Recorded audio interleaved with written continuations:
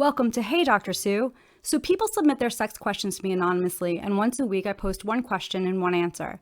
Do you have a sex question you've always wanted answered? Go ahead and check out the description for information on how to submit it anonymously. This week's question is 3 questions, actually. Are there many college virgins? What's the average age people lose their virginity at? Has the age decreased or increased since the 1940s, 1950s, 1970s?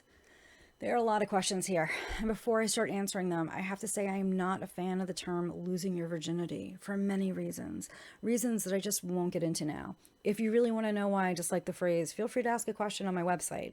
The link to do that's in the description. I'm going to have to answer this question by focusing on the age when people report first having vaginal intercourse, because historically that's what we look at when we talk about virginity.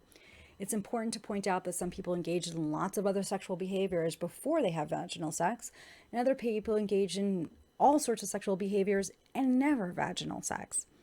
To answer the first question, about a third of the students in my human sexuality classes report that they have never engaged in vaginal intercourse, and that's been pretty consistent over the last 15 years. And also pretty consistent regardless if I was teaching in the Washington, D.C. area, California, or Texas.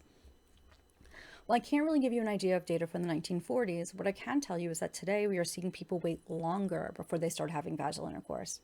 Yep, they're waiting longer. Surprised? Most people are when I tell them that. How much longer? A study that was released in 2018 found that the number of U.S. high school students reporting having had sexual intercourse had dropped to 39.5%. That number had been around 47% in 2007.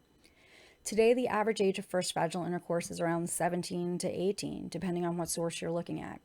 On a random side note, the other thing that decreased during that 2007 to 2017 timeframe were the number of high school students who reported having used a condom during their last sexual experience.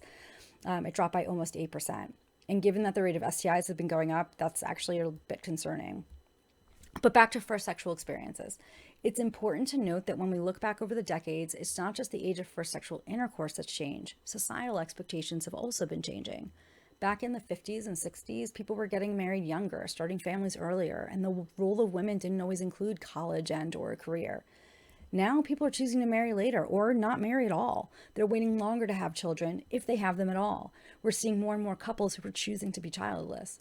All these expectations can have an impact on when people choose to start having sex, and for millennials, it appears that these factors, as well as others, have led to a delay in their first sexual experiences.